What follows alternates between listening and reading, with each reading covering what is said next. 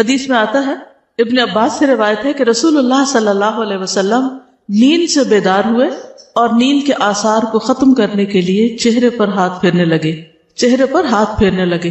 کس طرح؟ جیسے بچے کرتے ہیں نا، مٹھیاں بند کر کے اور آنکھوں کے اوپر ہاتھ پھیرنا.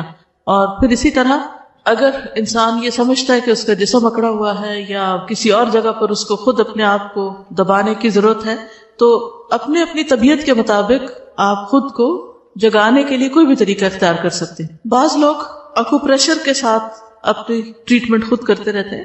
اگر کسی بھی طرح آپ کو صبح اٹھنے میں مشکل پیش آتی ہے، کسی بیماری کی وجہ سے، کسی ایسی تھکاوٹ کی وجہ سے کہ ساری رات سونے کے باوجود آپ نہیں جاگ پاتے پراپر طریقے سے، تو اس صورت میں آپ کو ضرور ایسے طریقے سیکھ لینے چاہیے کہ جب اٹھیں آپ تو واقعی فریش ہوں اور دن کا آغاز پراپر طریقے سے کر سکے.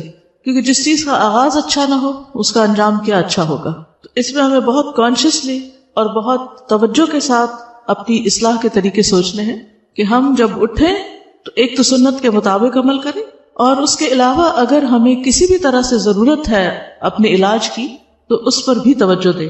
سو کر اٹھنے کے بعد ہاتھ وغیرہ دھو لینے چاہیے. رسول اللہ صلی اللہ علیہ وسلم نے فرمایا جب تم میں سے کوئی نیند سے بیدار ہوا تو اپنے ہاتھ کو وضو کے پانی میں ڈالنے سے پہلے دھو لے، اس لیے کہ تم میں سے کوئی یہ نہیں جانتا کہ رات کو اس کا ہاتھ کہاں تھا.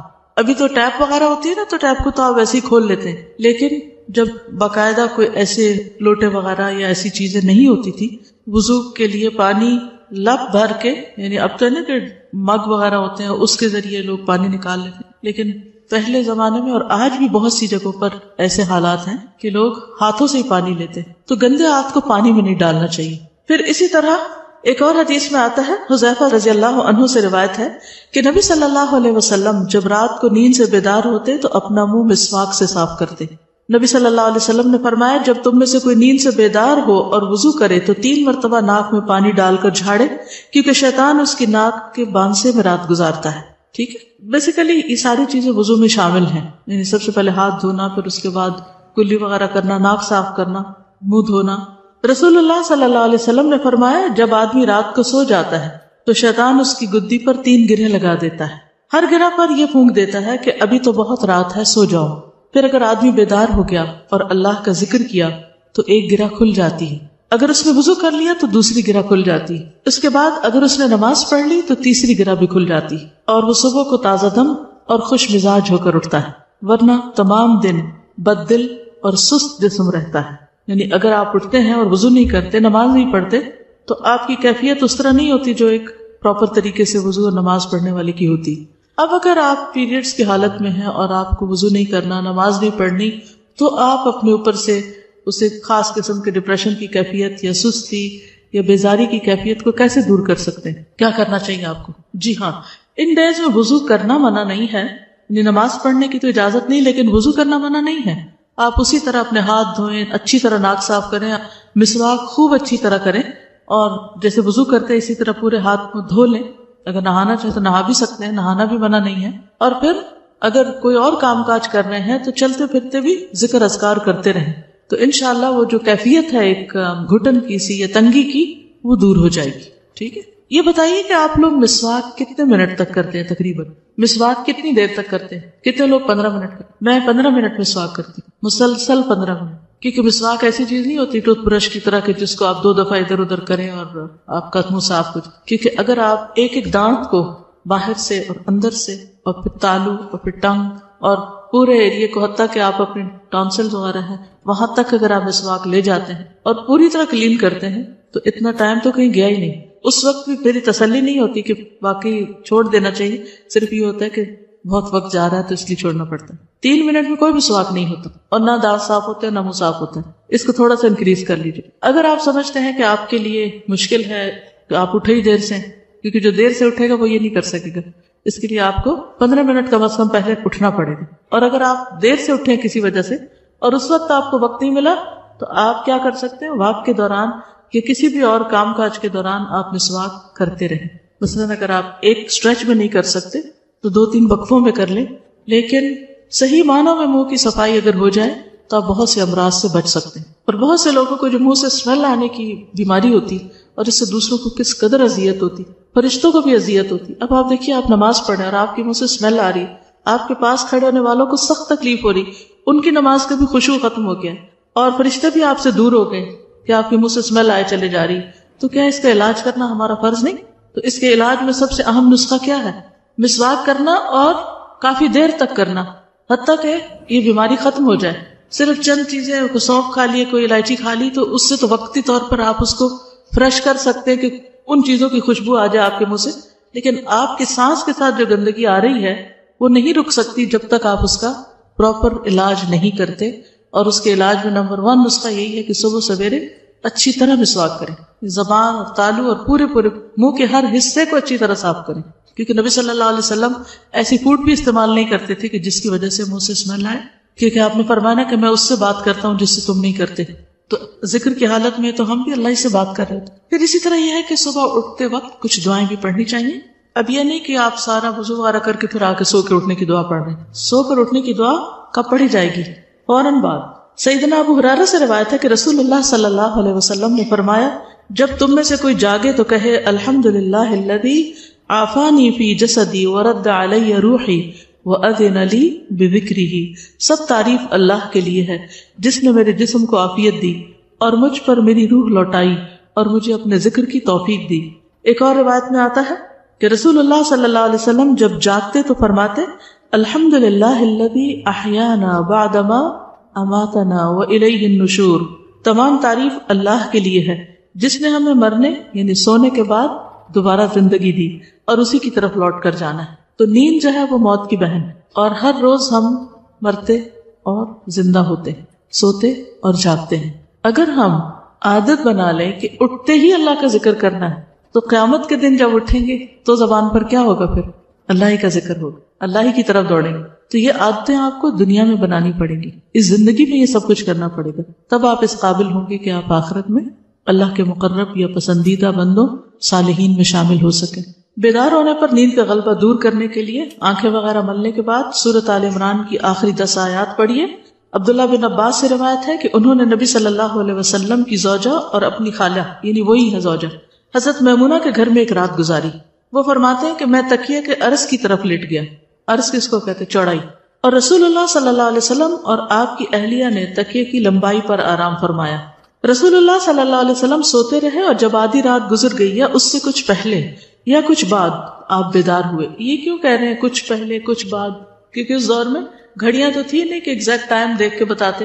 تو آپ نے اپنے ہاتھوں سے نیند کو دور کرنے کے لیے آنکھیں ملی، پھر آپ نے سورۃ آل عمران کی آخری 10 آیتیں تلاوت فرمائیں. کہاں سے شروع ہوتی؟ ان فی خلق السماوات والارض واختلاف اللیل والنہار لآیات لأولی الالباب آخر تک. اسی طرح سو کر اٹھنے پر معوذتین بھی پڑھی جائیں گی. عقبہ بن عامر سے مروی ہے کہ نبی صلی اللہ علیہ وسلم نے ان سے فرمایا، کیا میں تمہیں ایسی 2 صورتیں نہ سکھا دوں جو ان تمام صورتوں سے بہتر ہوں جنہیں لوگ پڑھتے ہیں؟ میں نے عرض کیا کیوں نہیں یا رسول اللہ؟ چنانچہ نبی صلی اللہ علیہ وسلم نے مجھے سورۃ الفلق اور سورۃ الناس پڑھائیں.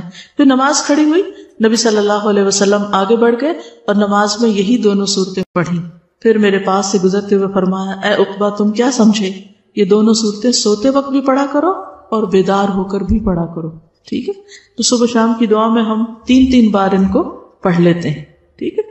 تو وہ پڑھنا بھی کافی ہو جاتا ہے اگر آپ اس ترتیب سے پڑھتے ہیں. اٹھنے کا سب سے بہترین وقت کون سا ہے؟ کتنے بجے کا الارم لگاتے ہیں؟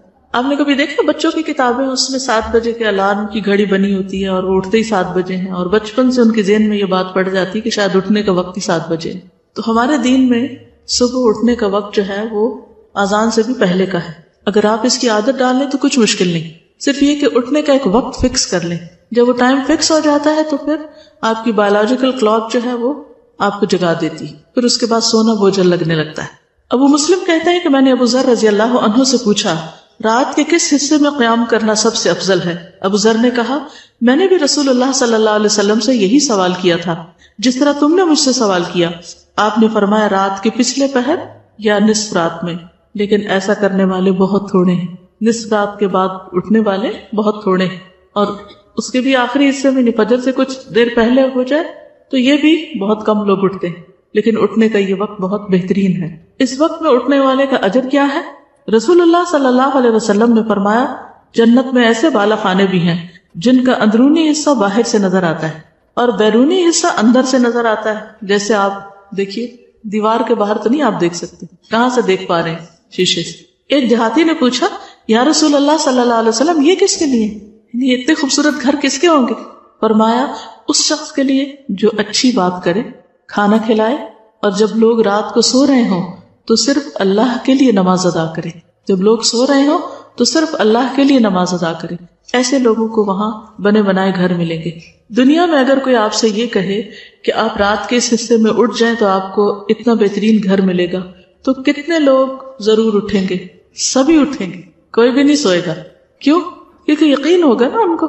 آخرت کے بارے میں ہمیں شاید یقین نہیں ہے کہ ہم کچھ کریں گے تو اس کا کچھ فائدہ ہے. عموماً ہم کیا دیکھتے ہیں کہ اور بھی تو نہیں کر رہے, دوسرے نہیں کر رہے تو ہمیں کیوں کرنا ہے؟ کیا یہ تینوں کام بہت ہی مشکل ہے؟ اچھی بات کرنا واقعی مشکل ہے مشکل. کیوں؟ کیونکہ سوچ سمجھ کے کرنی پڑتی ہے نا. اچھی بات کرنے کے لیے آپ کا دل, آپ کی سوچ, آپ کے خیالات بہت مثبت ہونے چاہیے. اگر آپ کا دل اچھا نہیں, آپ کی سوچ مثبت نہیں, تو آپ کی بات کبھی بھی اچھی نہیں ہو سکتی. بھلے آپ حدیثیں بھی کوٹ کریں, قرآن کی آیات بھی سنائیں, تو بھی لوگ کیا کرتے ہیں؟ موقع محل کے بغیر اپنے فائدے میں جو حدیثیں اور آیتیں آتی ہیں وہ دوسروں کو مارتے رہتے ہیں, سناتے نہیں, مارتے رہتے ہیں. کیوں؟ کیونکہ انہوں نے اپنا کوئی مقصد پورا کرنا ہوتا ہے, لہٰذا وہ اس طرح کی کوئی حدیث یا آیت دوسروں کو سنائیں گے.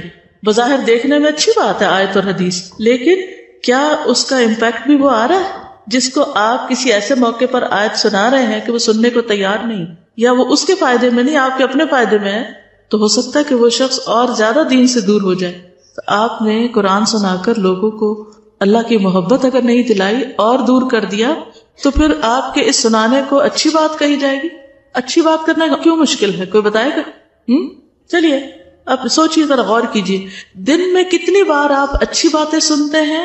کلاسز وغیرہ کو چھوڑ دیجیے, عام روزمرہ زندگی کی بات ہے, اور لوگوں کے ساتھ معاملہ کرنے کی, گھر والوں کی, آپ کے بہن بھائی آپ سے جو باتیں کرتے ہیں یا آپ ان سے جو بات کرتے ہیں, یا اپنے نیبرز کے ساتھ یا اپنی کلاس فیلوز کے ساتھ انفارمل جو آپ کی باتیں ہوتی ہیں, یا آپ کو جو سننے کو ملتی ہیں دوسروں سے, آپ کچھ بتائیں گے کہ ان میں سے کتنی فیصد باتوں پہ آپ بہت خوش ہوتے ہیں, آپ کا دل خوش ہو جاتا ہے, آپ کی روح سیراب ہو جاتی ہے, اور آپ کے اندر ایک موٹیویشنل لیول بڑھ جاتا ہے.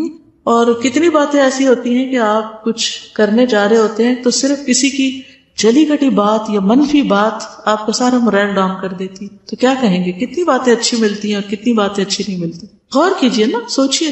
دیکھیے اس بات پر میں کیوں ٹھہری ہوں کہ اگرچہ بات ہو رہی تھی صبح جلدی اٹھنے کی, لیکن بعض لوگ تہجد بھی پڑھ لیتے ہیں, صبح جلدی بھی اٹھ جاتے ہیں, لیکن بات اچھی نہیں کرنا جانتے. دوسری بات جو تھی وہ تھی کھانا کھلانا, اور تیسری بات جب لوگ رات کو سو رہے ہوں تو صرف اللہ کے لیے نماز ادا کرنا, صرف اللہ کے لیے, دکھاوے کے لیے نہیں. نبی صلی اللہ علیہ وسلم نے فرمایا اللہ تعالیٰ 3 قسم کے لوگوں سے محبت کرتا ہے. جاننا چاہتے ہیں کہ وہ کون ہے؟ اور پھر یہ بھی دیکھیے کہ کیا ہم ان میں ہیں کہ نہیں. ان پر ہنستا ہے اور ان سے خوش ہوتا ہے. ایک وہ آدمی کہ اس کی جماعت فرار ہو گئی, یعنی سارے بھاگ گئے, لیکن وہ ان کے بعد اللہ کے لیے لڑتا رہا, قتل ہو گیا,